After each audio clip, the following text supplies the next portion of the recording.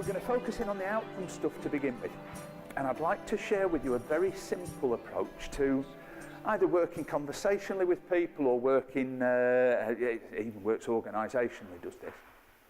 And it's the NLP approach to change. I'm going back to my mat, my rubber mat. If somebody's troubled and they come to see you about the thing that they're troubled about, the starting point is generally they want to tell you about the problem. So what's going on in the present state that's the problem? And if I get to that torchbeam stuff, very often if people are troubled, it's like the torchbeam is fairly fixed on the thing that's troubling them. Okay? So when people come around for a bit of NLP, if they've got problems that they want to address, generally they come round and they start telling me about the problems. The thing is, if you keep paying attention to the problem, then what happens is it seems to get bigger. And yet as a social worker, I think I was trained, in my social work training, to ask people more and more questions about what's wrong in their life.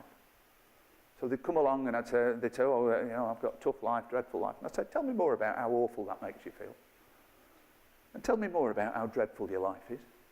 And tell me more and more and more. And it's almost like by asking more and more questions about the problem, what we do is we make it bigger. We magnify it. What I learned with NLP was you do need to sort of find something out about the problem if somebody's come to you about the problem. So you need to listen. And generally this is the bit that people will tell you about. But also there's something about what's not the problem. Because there's always more than the problem going on. So I had a bloke come to see me a few years ago now, and he had problems with low self-esteem, low self-worth, depression, that sort of stuff. And he'd been to see counsellors and mental health workers and stuff like that. His life had improved, and then it had crashed again when his relationship folded. And he'd been to his GP, and he said, I don't want to do all of that mental health stuff again. It's like, I want something that will work a bit quicker. And his GP had just done some training with him. He said, why don't you go and see Chris? See what NLP will do for you. So this bloke come round, and he sat down and he starts telling me his story. And those of you who work with people, you know, if they've been in services any length of time, they've probably got a well-trodden story. So they've got a story that they've told more than once. So, you know, they've rehearsed this, they've told any number of people before. So this guy was telling me about his story. It started when he was 15 or something like that. Told me his life history and all of that. And in my mind, there comes a time when people get to, I call it that pause for breath moment.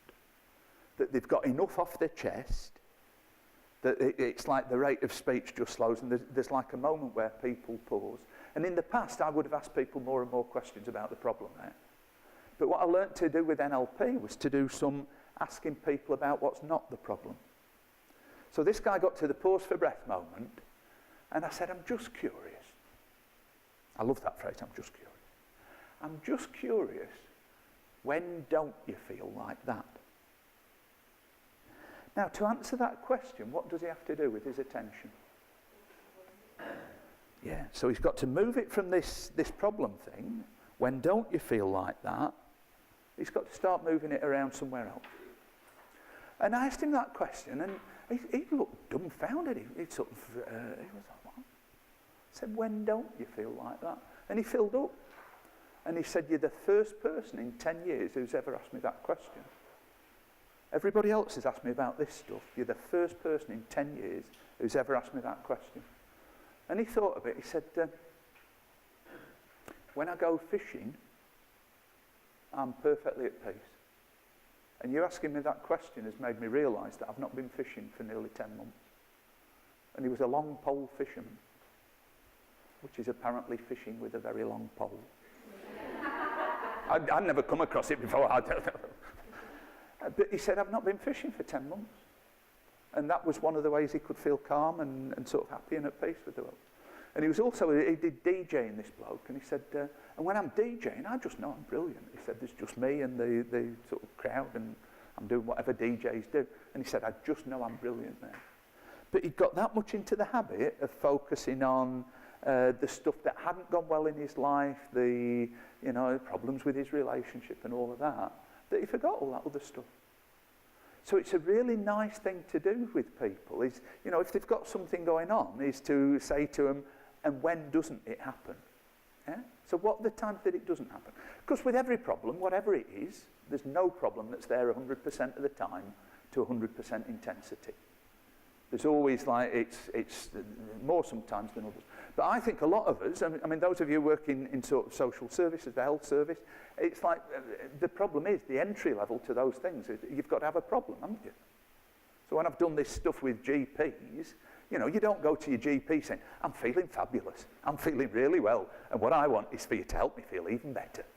It's like you've got to have a problem to access services. In children's services, people don't go along saying, oh, you know, me and my family are getting on pretty good. And what we want is we want to be even happier. It doesn't happen, does it? The entry level for most services, well, for a lot of services, is to have a problem.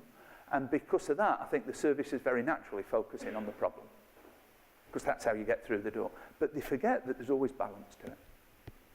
So that when doesn't it happen is a lovely question. And then the other way you can do this stuff is to not just ask when doesn't it happen, but to ask about percentages. So I was doing some training in a college in Greater Manchester a few years ago. And at the first break time, one of the participants, a woman came up to me and she said, I've got this dreadful fear of driving. And I'm hoping you're going to sort it out for me on the course. So this is first break time over a brew. And I knew she'd driven there that morning. So I was like wondering about how she could have this dreadful fear of driving if she'd driven there that morning. So I said, I'm just curious, lovely line. I'm just curious, is it all driving that you're scared of, or is it just some driving? And she thought for a minute, she said, well, actually, no, it's not all driving, it's motorway driving. So what she'd done is she'd sort of gone, I'm scared of motorway driving, but she'd fixated a torchbeam on the fear of driving that was all driving. And I said, okay, so it's motorway driving. I said, how much of your driving do you have to do on motorways? Because she lived in Greater Manchester. And she said, well, probably about 10% of me driving that I have to do on motorways. So I said, so 90% of the driving that you do, you're okay with? She said, yeah, I'm actually thinking about it, yeah. I said, okay. And I said, I'm still curious, is it all motorway driving, or is it just like certain bits of the motorway system? Because she lived in Greater Manchester, and I don't know if you know the motorways around there, but the bit going round sort of Ashton, Stockport, there's a bit where there's some very narrow lanes, where the only sensible strategy is to close your eyes, put your foot down, and hope to God that you get through. You know, that's what I did. So I thought it might be that. And she thought for a bit, and she said, actually, it's not all motorway driving. It's a certain stretch of the M62. So it's the bit, if you know the M62, as you come down from the tops, so you've come over the Pennines, and it's sort of Shaw, Saddleworth. There's like three junctions down there where it's a 4-lane stretch, lorries hurtle down there, and she said it's just that stretch, that's the bit that I'm terrified of. And I said, well, you only have to do 10% of your driving on the motorway. What percent of that 10% do you have to do on that stretch? So well, perhaps 5% of the 10%. And she said, I haven't got a problem, have I? But what she'd done is she'd like magnified that fear of that stretch of the motorway. Is this making sense to you as a story? She'd magnified the fear of that stretch of the motorway. A torchbeam had got entirely fixated by it. She'd made it huge, and then every time she thought of driving, she went to that. But just by asking some of those questions about when does it happen, when does it not happen, then it starts to get it in perspective. And I think it's just a lovely thing to do, you know, conversationally with people, just a lovely thing to do. Because what we do, if you remember the communication model, we set our filters for stuff. So she'd set a filter for I'm terrified of driving. And then what she'd do is she'd pay all her attention to that bit of driving that she was terrified of. Really nice thing to do. Just another really quick story. I told this illustration on a course. Somebody came up to me afterwards at break time and she said, as you told that story, she said, I was going to go to the estate agent tonight to put my house on the market. And she said, I love my house. I don't want to move, I don't want to sell, but my neighbour's kids are driving me mad with the noise they make. And as you told that story, I started asking myself the questions. So it was, in my head, The neighbours' kids are always making a noise was what I had in my head. And as she told the story, I started asking myself the questions. So what percentage of time do they make a noise? And she said, what I realised is it's only weekends. So it's like when they're playing out in the garden, they make a lot of noise. She said, it's only weekends. And then I thought, is it every weekend? And she said, well, no, because they don't play out in winter, so it's only summer weekends. And then I asked myself, is it every summer weekend? And she said, well, no, because it's only when the weather's fine. And she lived in Burnley, so this is a rarity. So it's only summer weekends when the weather's fine. And then I asked myself, is it every summer weekend when the weather's fine all day? And she said, no, it's not. It's probably 3 or 4 hours of an afternoon. And she said, what I realised was I was going to sell my house for probably half a dozen afternoons in a year where the kids were playing out. And she said, I thought, I love my house, I don't want to move. And actually, I could just go out if the weather's fine. I don't have to stop it. So as a way of helping people get problems in perspective, is this making sense as a notion? I think it's a gorgeous thing to do. And whether it be, you know, colleagues who get up your wick or kids that you work with who behave in a difficult way or whatever, to actually get it down to factually, it's almost like how many minutes in a day does this thing happen? Because I don't think there's a single problem that occurs to 100% intensity 100% of the time. Glenda years ago used to work in, she used to manage a women's resource centre in Blackburn. And she said, a woman came in to see her one day. So burst into Glenda's office and she said, this woman said, I'm always anxious, me, I'm always anxious, I'm always anxious. I've seen them all, I've seen psychiatrists, I've seen counsellors, I've seen therapists, I've seen them all, they can't do anything for me, I'm always anxious. And I said, okay, yeah, fair enough. And she said, I'm just always anxious, you won't be able to help me. And Glenda said, are you always anxious? And this woman said, yeah, always anxious, I'm always anxious. And Glenda said, you know that minute just before you fall asleep? Are you anxious then? And this woman said, fuck off, and then ran out of the room.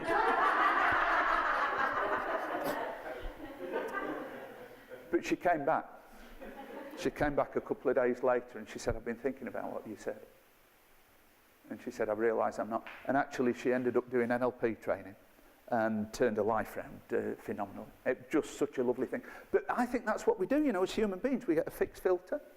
Or we can get a fixed filter. I'm always anxious, I'm always this, I'm always that, I'm always the other. And one of the things that's really helpful and healthy to do is to bring any problem down to some sort of specifics. So rather than say, I always do it, well, I did it then, and I did it then, and I did it then. Because then I make it more manageable. Does that make sense? So if you're working with people, there's stuff about the present state, and then what I want to do is I want to find out what's in the present state that's not the problem.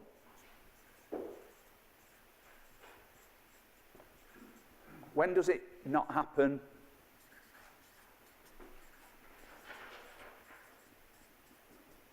What percentage of the time does it happen and not happen? Because then what we do is we get the present state in perspective.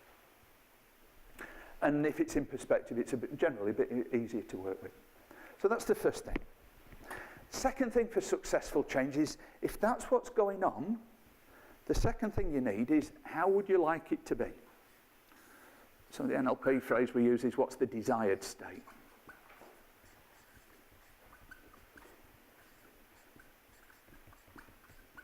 Or outcome.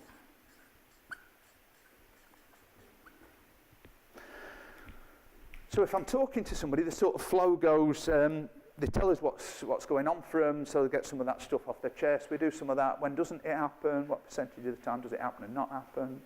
And then it's something like, so if that's how it is for you, how would you like it to be? If it were better, how would it be? And what do they have to do with their attention then? So if you ask that question, what do they have to do with their attention? Yeah. So I have to move from that and I have to start looking for, so if that's what's going on and I don't want that, what is it that I do want? And some people need some help with it. You know, some people do struggle to define what they do want. But for others, it's like just that, what is it you do want? That moves their attention off the problem to something else. And there's some subsidiary questions to it, because sometimes people say, well, what I want is to win the lottery. And I want the world to be a happier place, and I want my husband or my wife to be different, or my boss to treat me differently, or whatever. And then the subsidiary question is, and what part can you play in getting there? Because if there's nothing that you can do towards it, it's actually not a goal or an outcome. It's a bit of a hope, isn't it? It's a bit of a wish rather than a goal or an outcome. So there's something about what part can you play in getting there. And then the third thing in terms of successful change is when you've got the present state and the desired state out, it's like, how do you get from one to the other? So the NLP word is, what resources do you need to get from here to here?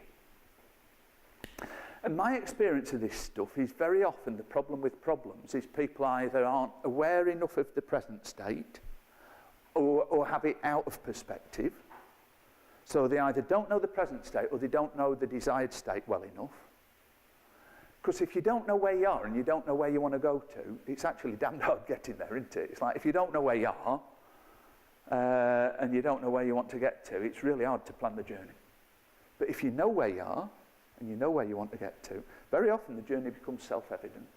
It sort of just tumbles out. And sometimes the resources are NLP processes and sometimes the things in the outside world. Is this making sense? Yeah. A huge amount of what I do, during the week I work in organisations, so I do sort of consultancy, facilitation, that sort of stuff, and training. And this underpins virtually every conversation I have.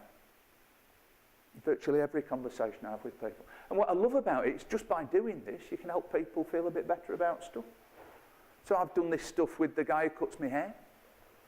So he's been going on about, you know, a problem he's had, and I'll say, all right, when doesn't it happen? What percentage of the time? If that's what's going on, how would you like it to be? And it's just dead weird that just by moving people's attention off the problem, they start to feel a bit better. I think it's a lovely, lovely thing to do.